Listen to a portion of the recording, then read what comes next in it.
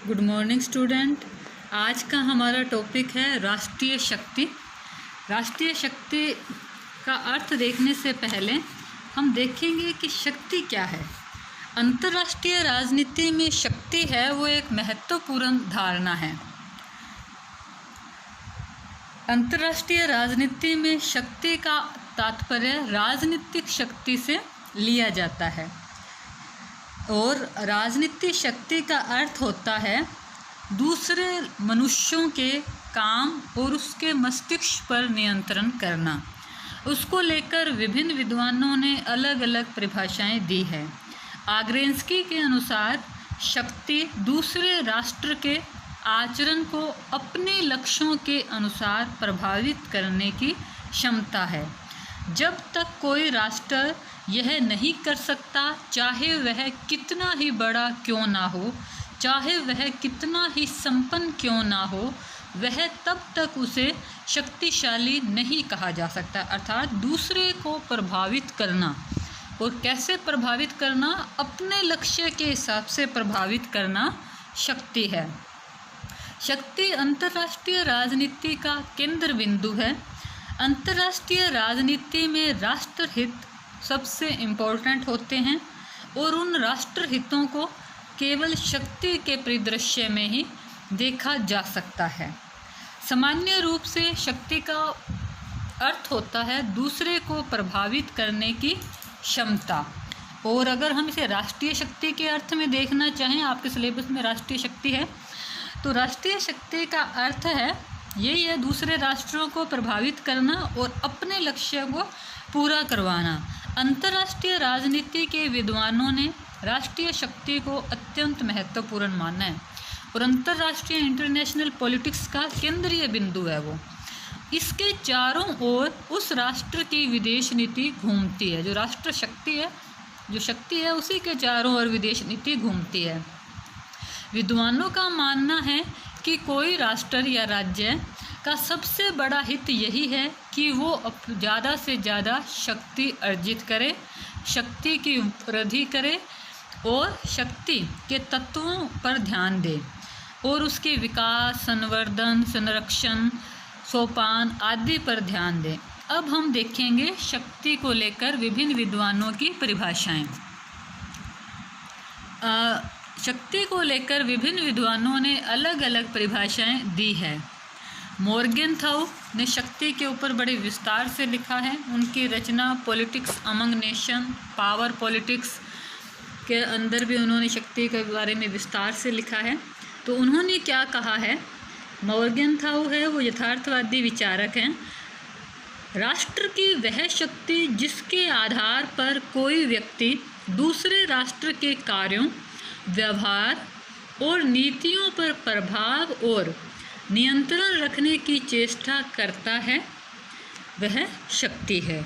इस प्रकार मॉर्गेनथाउ ने क्या कहा, मॉर्गेनथाउ ने कहा कि राष्ट्रीय शक्ति है वो किसी राज्य के प्रतिनिधियों द्वारा दूसरे राष्ट्र के प्रतिनिधियों को प्रभावित करने वाली शक्ति है। प्रतिनिधि मतलब कार्यपालिका, जैसे शक्ति, जैसे राष्ट्रपति है, प्रधानमंत्री है, वो कैसे दूसरों को प्रभावित करते हैं, उसकी अभिव्यक्ति उस राष्ट्र के प्रतिनिधियों द्वारा ही होती है और उसका लाभ भी वे लोग ही उठाते हैं। लेकिन जो आम जनता है उसमें शक्ति के साथ भावनात्मक संबंध होते हैं। और राष्ट्रीय शक्ति को लेकर पैडलफोर्ड एवं लिंकन ने भी लिखा है। उन्होंने इंटरनेशनल पॉलिटिक्स, उनकी रचना थी, उसके पेज नंबर 193 में कहा कि राष्ट्र शक्ति शब्द किसी राष्ट्र की भौगोलिक, सैनिक शक्ति सामर्थ्य का सूचक है। इसका व्यापक अर्थ है, इसमें यह शब्द अंतर्राष्ट्रीय राजनीति में राज्यों के मध्य शक्ति संघर्ष के रूप में प्रयोग किया जाता है। यह कहीं अधिक व्यापक है। राष्ट्रीय शक्ति को हम शक्ति और सामर्थ्य का वो योग मान सकते हैं जो एक राज्य अपने राष्ट्रीय हितों की पूर्ति के लिए, राष्ट्रीय लक्ष्यों की प्राप्ति के लिए उपयोग में लाता है। इसमें हमने क्या देखा कि पैडलफोर्ड और लिंकन हैं वो शक्ति को भौतिक सैनिक तत्वों को भी शामिल करते हैं और वो कहते हैं कि शक्ति और सामर्थ्य दोनों मिलके कार्य करते हैं और इसका टारगेट राष्ट्रीय हितों और राष्ट्रीय लक्ष्यों को प्राप्त करना है। इसी तरह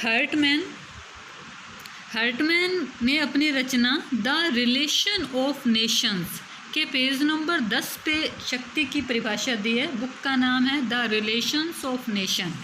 हर्टमैन ने क्या कहा, राष्ट्रीय शक्ति से ये बोध होता है कि अमुक राष्ट्र कितना शक्तिशाली एवं निर्बल है या अपने राष्ट्रीय उद्देश्यों की पूर्ति करने की दृष्टि से उसमें कितनी क्षमता है।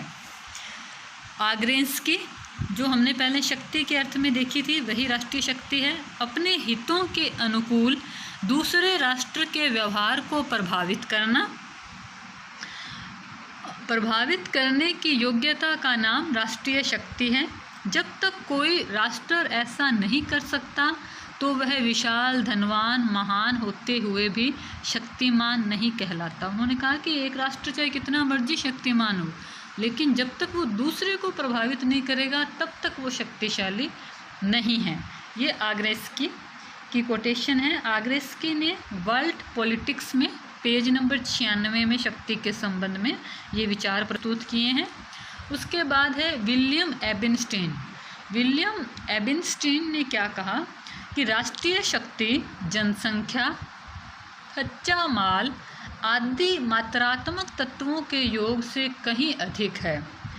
राष्ट्र की संयुक्त क्षमता, उसके नागरिकों का देश प्रेम, उसके संस्थाओं का लचीलापन, उसका प्राविधिक ज्ञान, उसकी अधिक कष्ट सहन करने की क्षमता आदि ऐसे गुणात्मक तत्व हैं जो किसी राष्ट्र की संपूर्ण शक्ति को निर्धारित करते हैं। अब विलियम एबिनस्टीन हैं, वो राष्ट्रीय शक्ति में मात्रात्मक और गुणात्मक दोनों तत्वों को शामिल कर रहे हैं।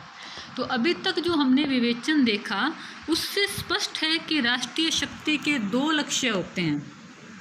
पहला लक्ष्य है आत्मरक्षा, खुद के देश की रक्षा करना, नागरिकों की रक्षा करना, और दूसरा है अपने प्रभाव का विस्तार करना।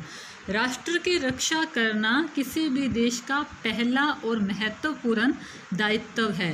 उसे शक्ति संपन्न होना पड़ेगा ताकि दूसरे राष्ट्र उसके क्षेत्र पे अतिक्रमण ना कर सकें, अपने आप को सुरक्षित रखने के लिए। अब हम देखेंगे राष्ट्रीय शक्ति की प्रमुख विशेषताएं। तो राष्ट्रीय शक्ति की प्रमुख विशेषताएं निम्न प्रकार से हैं। पहली है अस्थायी चरित्र। राष्ट्रीय शक्ति के चरित्र में स्थायित्व नहीं पाया जाता। यह समय सापेक्ष होता है, मतलब समय के साथ साथ चेंज होता रहता है, समय के अनुसार परिवर्तनशील है। सोवियत संघ, ब्रिटेन, जर्मनी, जापान आदि राष्ट्रीय शक्ति के अस्थायी चरित्र के स्पष्ट उदाहरण है। मतलब कोई राष्ट्र शक्तिशाली है तो वो परमानेंट नहीं रहता, उसका टाइम पीरियड चेंज होता रहता है। जैसे पहले फ्रांस था, वो एक शक्तिशाली देश था। उसके बाद 19वीं शताब्दी में ब्रिटेन शक्तिशाली देश के रूप में उभरा, फिर अब अमेरिका हो गया, और दूसरे विश्व युद्ध से पहले जर्मनी और जापान शक्तिशाली देशों में आते थे। तो ये कंडीशंस चेंज होती रहती हैं। दूसरी विशेषता है सापेक्षता। राष्ट्रीय शक्ति की एक अन्य विशेषता उसकी सापेक्षता है। जब किसी राष्ट्र की शक्ति स्थिति में परिवर्तन आते हैं तो उस राष्ट्र के शेष संबंधों में भी परिवर्तन अपने आप आ जाते हैं। जैसा कि आग्रेंस्की ने कहा है, चाहे 2 राष्ट्र मित्र हों या शत्रु, प्रत्येक राष्ट्र ये ध्यान रखता है कि दूसरा क्या कर रहा है। जिस क्षण राष्ट्र को ये ध्यान आता है उसी क्षण उसके पास दूसरे को प्रभावित करने की शक्ति आ जाती है। इसका मतलब शक्ति के साथ ही हमारे अन्य राष्ट्रों के साथ संबंध हैं, वो परिवर्तनशील होते जाते हैं। सारी चीज़ें शक्ति पे ही डिपेंड करती हैं। तीसरी विशेषता है तुलनात्मक स्वरूप। राष्ट्रीय शक्ति का स्वरूप हमेशा तुलनात्मक होता है, मतलब कि तुलना करते हैं 2 राष्ट्रों के भी, हाँ वो शक्तिशाली है, वो कम है, वो ज़्यादा है। किसी राष्ट्र के समक्ष जो दूसरा राष्ट्र है उसकी तुलना में वो कितना शक्तिशाली है या कमज़ोर। शक्ति की दृष्टि से राष्ट्रों में असमानता। राष्ट्रीय शक्ति एक अन्य विशेषता असमानता है, अर्थात कोई भी दो राष्ट्र शक्ति की दृष्टि से समान नहीं होते, उनमें न्यूनाधिक अंतर उनमें पाया ही जाएगा। सभी तत्वों का सापेक्षिक महत्व। राष्ट्रीय शक्ति के अनेक तत्व परस्पर मिलकर उस राष्ट्र की शक्ति को निर्धारित करते हैं। बहुत सारे तत्व होते हैं जिनसे मिलकर शक्ति बनती है और वो आपस में अपना एक महत्व रखते हैं। इसकी सापेक्षता के दो पक्ष हैं। पहला, किसी राष्ट्र की शक्ति की तुलना दूसरे राष्ट्र की शक्ति के संदर्भ में, और दूसरा समय के संदर्भ में, समय के साथ और आपस में उनकी तुलना। शक्ति की ये दोहरी सापेक्षता को देखते हुए कुछ विद्वानों ने शक्ति की क्रियाविधि मूलक परिभाषाएं भी दी हैं। राष्ट्रीय शक्ति का सही मूल्यांकन कठिन है। राष्ट्रीय शक्ति का सही मूल्यांकन अत्यधिक कठिन है। हर राष्ट्र निरंतर अधिकतम शक्ति प्राप्त करने की ज़्यादा से ज़्यादा शक्ति पाने की कोशिश करता है। अनेक रूपों में एक राष्ट्र दूसरे राष्ट्र को प्रभावित करने का प्रयास करता है, तो हम शक्ति का मूल्यांकन नहीं कर सकते। उसके बाद राष्ट्रीय शक्ति के रूप देखेंगे, प्रकार देखेंगे। तो शक्ति के प्रकार हैं, ये विभिन्न विद्वानों ने विभिन्न रूप बताए हैं। इसमें हम सर्वप्रथम E.H. कार ने शक्ति के 3 प्रकार बताए हैं। उसमें है सैनिक शक्ति, आर्थिक शक्ति और मनोवैज्ञानिक शक्ति। पामर पार्किंस ने इसमें चौथा प्रकार राजनीय भी जोड़ दिया। कार ने 3 बताए, सैनिक, आर्थिक और मनोवैज्ञानिक, जो जनमत को प्रभावित करने की शक्ति लिखा हुआ है, और राजनीय है वो पामर पार्किंस के द्वारा जोड़ा गया। तो सैनिक शक्ति राष्ट्र शक्ति का उग्र रूप है, जिसका प्रयोग अंतिम साधन के रूप में किया जाता है। सभी राजनीतिक गतिविधियों के असफल, मतलब जब सारे शांति के प्रयास असफल हो जाते हैं, समझौते के सारे रास्ते बंद हो जाते हैं, तो सैनिक शक्ति का प्रयोग किया जाता है। आर्थिक शक्ति है, वह राष्ट्र की धुरी है। इसके बिना सैनिक शक्ति का विकास भी संभव नहीं है। आर्थिक शक्ति का प्रयोग दूसरे राष्ट्र को कच्चे माल, परिवहन आदि का नियंत्रण करने, उसको ऋण देकर उसको प्रभावित करना, विकास कार्य करवाना उस राष्ट्र में आदि तरीके से किया जाता है। उसके बाद है जनमत को प्रभावित करने की शक्ति, या इसे मनोवैज्ञानिक शक्ति भी कहते हैं। ये आजकल ज़्यादा प्रयोग की जाती है। इसमें दूसरे देश की जनता के साथ कूटनीतिक व सांस्कृतिक आदान प्रदान किए जाते हैं। प्रचार प्रसार का प्रयोग किया जाता है। जैसे स्वतंत्रता दिवस पर हम देखते हैं कि वो रैली और हथियारों का प्रदर्शन होता है, ये जनमत को प्रभावित करने के लिए ही किया जाता है। चौथा प्रकार है राजनीय। राजनीय को पामर पार्किंस ने शक्ति का सर्वश्रेष्ठ रूप माना है। राजनीय की शक्ति अपने आप में कोई शक्ति नहीं है, अपितु यह तो राज्य की सैनिक, आर्थिक और प्रचारात्मक क्षमता पर निर्भर करता है। कुशल राजनीय या राजदूत कूटनीति द्वारा राज्य को ऐसे अप्रत्याशित लाभ पहुंचा सकता है जो अन्य साधनों के द्वारा प्राप्त नहीं होते। राजनीय अपने आप के अंदर एक कूटनीति है, कला है, अपने राष्ट्रीय हितों को दूसरे राष्ट्रीय हितों से आगे रखने के लिए। अब हम देखेंगे राष्ट्रीय शक्ति के निर्धारक तत्व। मॉर्गनथाउ ने राष्ट्रीय शक्ति के तत्वों को 2 प्रमुख भागों में विभाजित किया है, स्थायी तत्व और गैर मानवीय तत्व। दूसरा है अस्थायी और समजातीय तत्व के रूप में।